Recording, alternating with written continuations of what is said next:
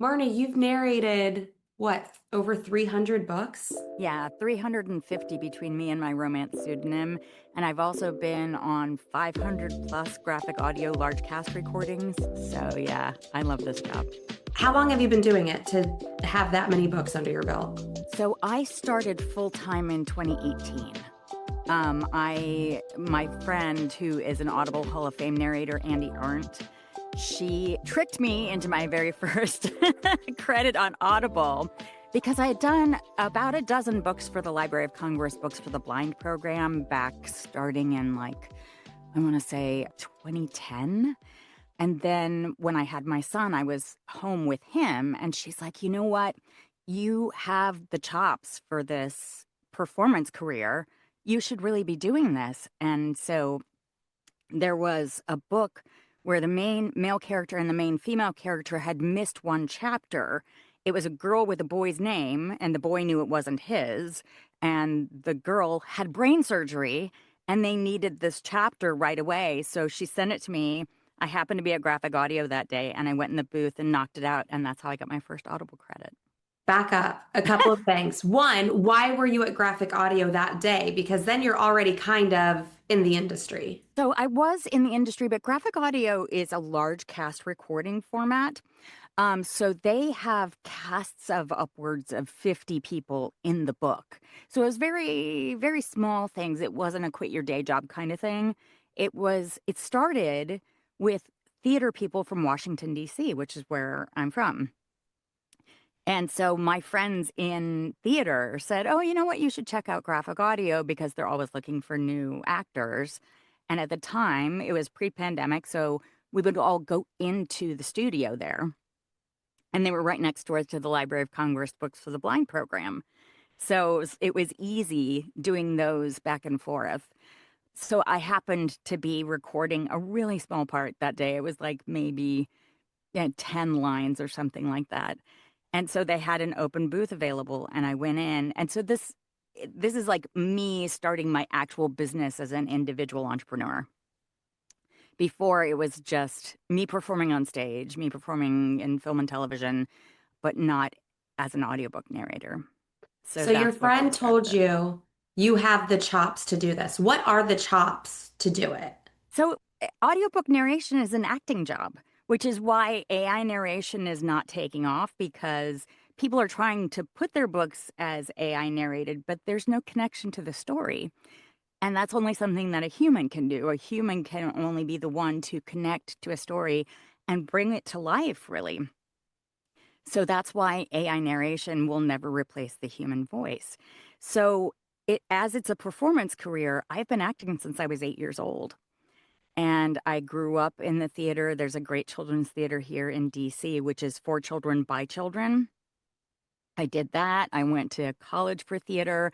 I started a theater company in Cincinnati, the Cincinnati Shakespeare Company, which is still running.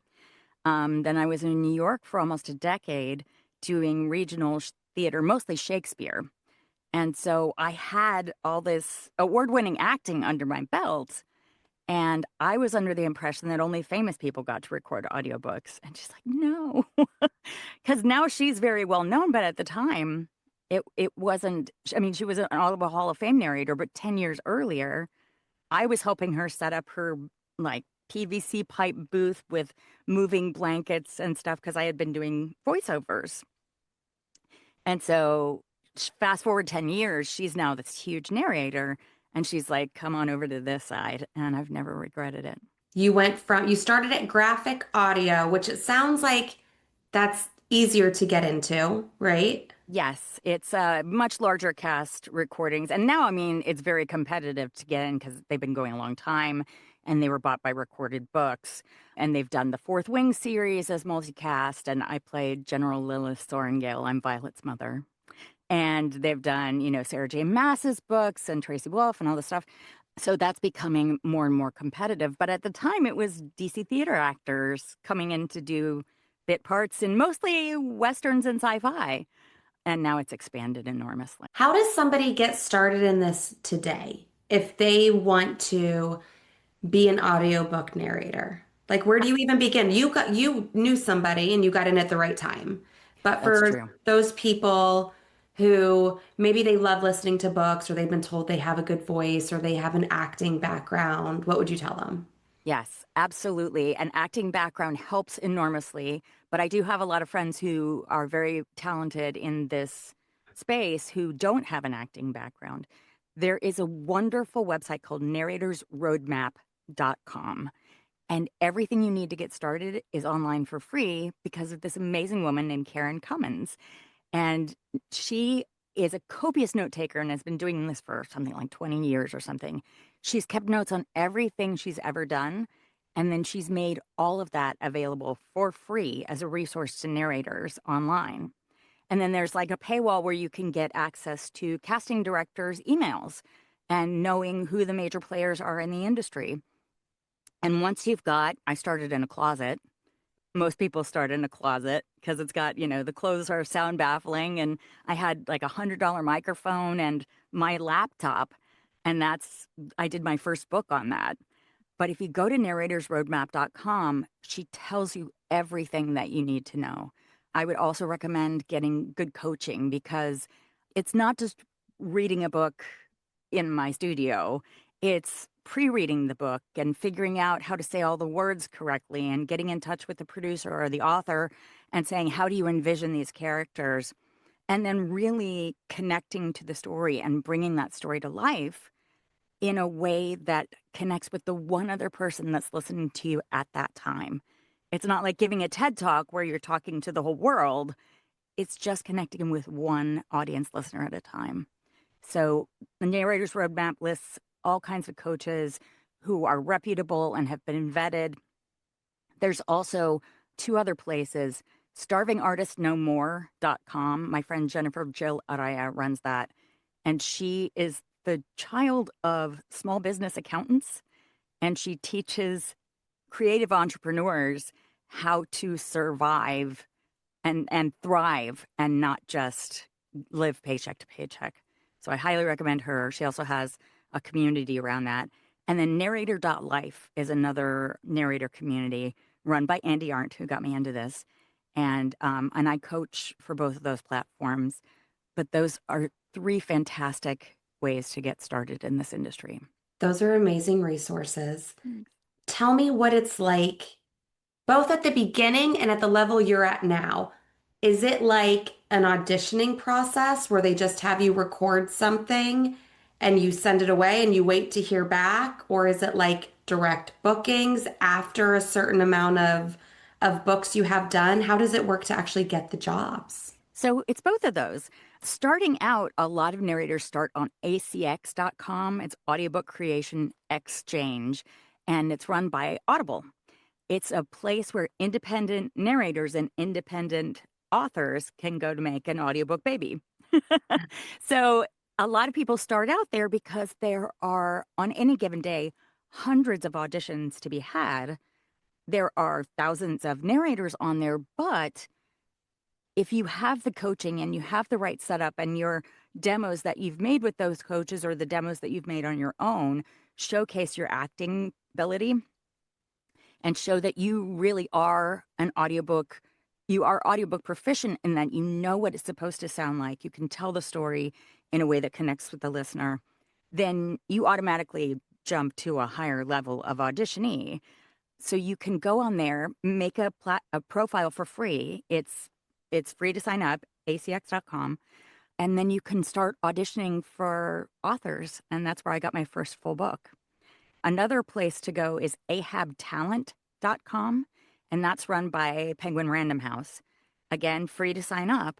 But if you list all the things that are unique to you, say that you're from the Bahamas and your parents were French and you are a highly qualified phlebotomist and they're looking for a phlebotomist book in Jamaica whose parents were French, they will search those things and come up with you. And then you will either get offered that book directly or get a chance to audition for that kind of book. So both of those things, acx.com and ahabtalent.com, are the places to go to start out. And then once you've established yourself, like I work for every single company. I work for all the big five publishers. I work for independent authors. I work for little production houses that just do books directly for indie authors, but don't buy the rights. They just do the audiobook, and the indie author retains their rights. So I work across the board. And sometimes somebody will come to me and say, I know your voice. I want you for this book. You're perfect. And I'll say, okay, I can do it this time. And, this is my rate and all that. And then sometimes, like with Penguin Random House, they'll select 5 or 6 narrators that they know are in that wheelhouse and will have us all audition and present those to the authors. So it's all across the board. And you just mentioned them, you telling them what your rate is. Does that go back and forth like you are an independent contractor? Sometimes they'll say, this is my budget, this is what I'm going to pay, take it or leave it, or you tell them, this is my rate. And then what do you base that rate on? Because I'm imagining if your book done is 10 hours, it takes you a hell of a lot longer than 10 hours to record it. Yes, we get paid per finished hour. So if the book is 10 hours long, we get paid for 10 hours. And so the rate sounds very high, but take into account that's reading the book and doing all the research. And for every hour of audiobook that you hear, it takes between 2 and 3 hours to record that because you'll have to swallow, and that means you have to stop, or you make a mistake and you have to go back. So for a 10-hour book, it could take me 10 days in the studio to finish. But that is also the amount of time that I spent reading it and researching it and all of those things. So the rate that we start out at, I'm a SAG-AFTRA actor, so I'm a union actor, and the base rate for SAG-AFTRA actors is set at around $200 per finished hour. And then depending on your experience and the amount of pull that your voice brings to the book and how many years you've been in this, your rate inches up from there. What surprised you the most when you started in the industry and you kept going and getting more books and getting maybe more popular authors where you were like, oh, wow, like this is legit? Like, what was most surprising to you in the things you did day to day at this job? Oh my gosh. I love, especially when I get to do, like, I just did a Chris Bojalian book and it's called The Jackal's Mistress. So, so good. And it's set in Virginia, about 15 minutes away from where I live. And so I love coming up with all the characters and coming up with the accents and coming up with the way that the characters talk to each other and getting to create all that in this tiny little padded cell in my basement, knowing that I could not only make a living, but also a thriving living from my basement where my child is upstairs. And if he needs me, he can come down and get me. It's not, I'm not at rehearsal for 6 weeks for hours at a time and we need to get childcare coverage. It's the surprising thing is I love working from home. I love being able to set my own hours and put on my schedule that I can take a week off and go on vacation. And I don't have to ask anybody. It's just me. So I think the thing that was super surprising, having grown up in the theater, was the day that I realized I didn't have to work weekends. And I was just like, it just didn't occur to me because my whole life, theater takes place on weekends. Mhm. So my entire life, I've grown up working weekends. And the day that I found out that I didn't have to do that anymore, I was stunned. I was absolutely stunned. I have a similar feeling. For the longest time, I was a TV reporter and anchor. Oh, yeah. And same thing, like a hurricane comes and I don't have to stand in it and tell people it's windy for like hours on end. Like I can actually stay home. This is amazing. Like when I got out of the business. That's awesome. Same That, thing. yeah. One thing I always wonder when I'm listening to books, is it hard for you when you're doing the different voices for the different character? Are you like, wait a minute, how did I say this for this guy? How did I say this for this person? How do you keep track of who is who when you are one person doing all of the voices? So I have a list of all the characters and I keep a little sound file for what I did for them. And it's their character name and then their like qualities of their voice. And I have what I call the little theater in my head. And the main characters, like the main character of the book, is always going to be some version of me. Because then when I go back into corrections, I don't have to think about where to place my voice for that. It's easy to slip right back in. And then the main guy is always going to be as deeply as I can speak for the longest amount of time.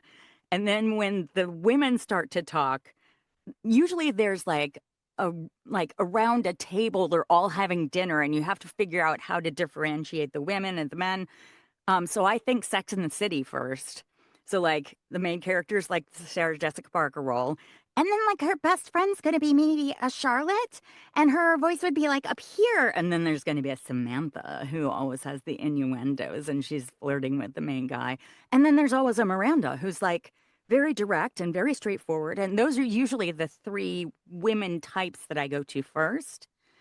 And then depending on what the author has said about the character, the main guy's best friend, I almost always make him a tenor. Like he's sort of a Greg Kinnear type, where he talks sort of like right from here. And because every single time there's a male character, it's like his deep, gravelly voice was blah, blah, blah, blah. So anytime I can make a male character a tenor, I go for it. And then there's accents, like there's a French accent, maybe, and I speak French, so that's easy. Or if it's a little kid, like I place it way up here in my nose. And if it's a little girl, she'll have a little more melodic to him. But if it's a little boy, he'll be a little bit more direct with the way he speaks. And they have like littler lungs, right? So they take a lot more breaths than an adult character. So that's the little theater in Okay, my those head. were the chops. Those were the chops your friend was talking about. That was so freaking impressive Thank to you. see all of those. Oh my gosh, that was wild. Okay. I thought for a second maybe I could be an audiobook narrator, and then you did that, and I thought, nope, no way in hell I can do all that. That was Uh, amazing. Thank you. Well, there's always nonfiction and history where you don't have to come up with Okay. voices. Yeah, I'm thinking maybe I could do one other one because there was a time when I was working at a TV job and I'm a little sick right now, so my voice is a little deeper than usual. But he was like, "Your voice is too high," which looking back, I'm like, this was sexist as hell. Oh, He was yeah. like, "Your voice is too high to be believable. You got to bring it down." So when I would track things or when I would be on air, I would do like the stereotypical anchor, TV anchor voice where I would bring it down real low and I would do that for TV and then moved on, bigger market, and they were like, "Oh yeah, we like your natural voice. That's fine." I'm like, "Okay." It's Thank wild. God. Now, do Yeah. you ever work with other actors like at the same time, or do you guys always just record separately if there's more than one voice actor in a book? It depends. So I did a book for Macmillan where they brought all of us into a room together. And I think there were 8 or 9 of us on the book. And so we were all in a room with our music stands. And it was like a play reading Yeah. almost. And we could work off of each other around the room. That was super cool. But the majority of the time, there's dual and duet. And so duet is where you hear the femme voice coming from the femme actor and the mask voice coming from Yeah. the mask character. And they talk in each other's chapters. And that's can either be done at the same time where you like meet over Zoom and you start recording at the same time. And then you can play off of each other that way. And then the editor makes the magic and puts everything together. Or there's dual, where the femme character is saying all of her POV chapters, and the mask character is saying all of his POV chapters, and we're in separate places. I've done so many books with people I've never met before, and in romance in particular, I know that people were like, "Hey, what do you think of so and so?" I'm like, "Oh, he's a wonderful colleague. I've never met him, but I've done like 20 books with him." So that it's a lot of fun. But it's very rare these days that you get to be in the same room. Since the pandemic, everybody has their own studio.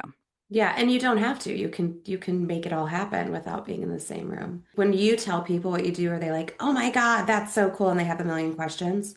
Yes. And I'm so glad. And it's either people are saying, "Oh, I can't get into audiobooks," and then we go into a deeper conversation as to why. Or they're like, "Oh my gosh, I listened to so many audiobooks.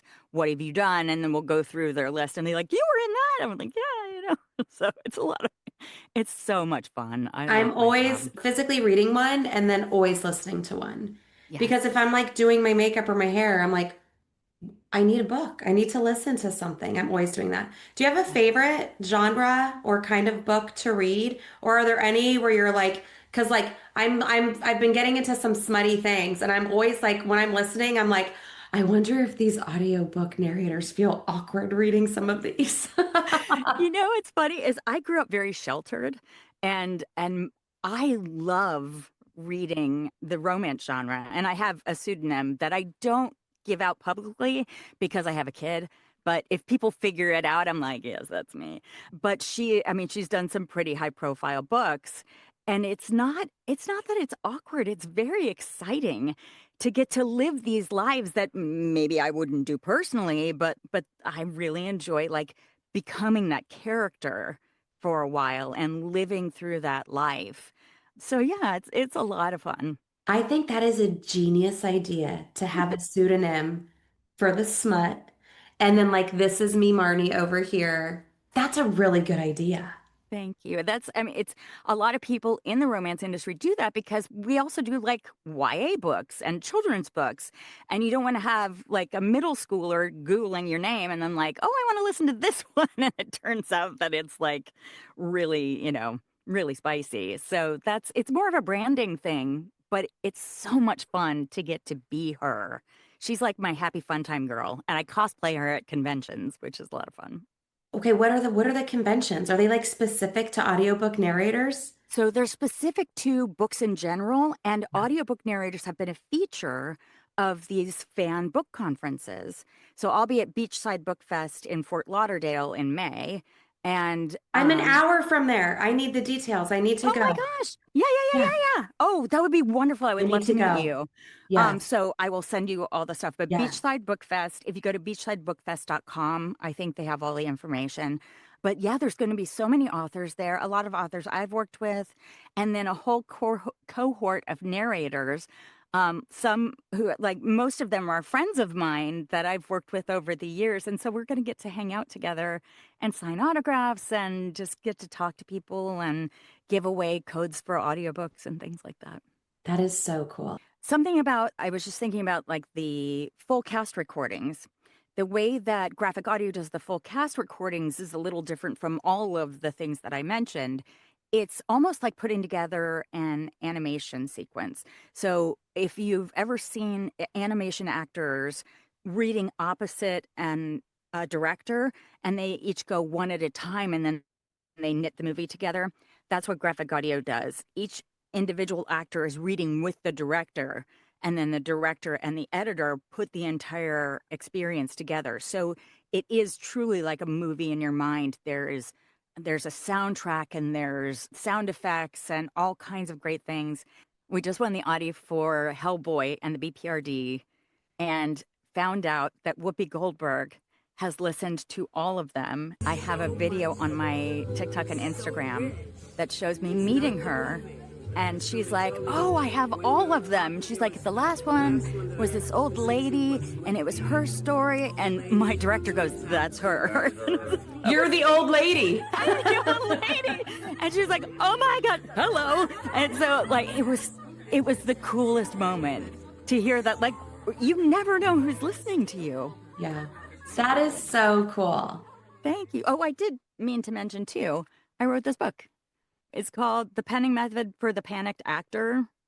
And it is a how-to book on how to like get through an audition and without like if your nerves are going crazy, it's like little exercises that you can do to break down scripts. And this is being taught at the University of Cincinnati, CCM. It's being taught at some other places, and people have found it really helpful. So I should get that for my son because my son is very much into acting and oh, cool. he does all the classes. So I will definitely pick that up for my son. He'll love that. The Fantastic. penning method. Awesome. Thank you so much, Marnie. Thank you for having me. This is wonderful, Christina, and I hope we'll get to see each other in Florida.